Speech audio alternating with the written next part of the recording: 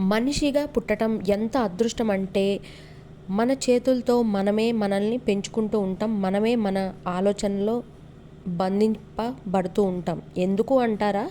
ఒక విషయంలో మనం లేకపోతే మన తల్లిదండ్రుల్ని ఎవరు చూసుకుంటారు అనే బాధ్యతతో మనం ఉద్యోగం సంపాదిస్తాం. అది వాళ్ళకి గౌరవాన్ని అలాగే సంతోషాన్ని ఇస్తుంది.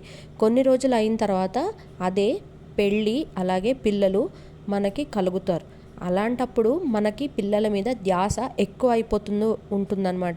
ఎలా పెరుగుతారో, ఎలా ఉంటారో, మనం లేకపోతే వాళ్ళని ఎవరు ఎలా చూసుకుంటారో అనే ఆలోచనలో పడిపోతూ ఉంటాం. అలాగే వాళ్ళని ఒక గట్టెక్కించాలని ఆలోచనతో ఎప్పుడూ ప్రతి క్షణం పరితపిస్తూనే ఉంటాం. ఒక్కోసారి అయితే తిండి తినడం కూడా మానేస్తూ ఉంటాం అన్నమాట. అలాంటి క్రమంలో ఈ జీవితం మనకి ఒక గుణపాఠాన్ని నేర్పిస్తూ ఉంటుంది. ఇది ఇలా కాదు, అలా చేయాలి, అలా కాదు, ఇలా చేయాలి అని.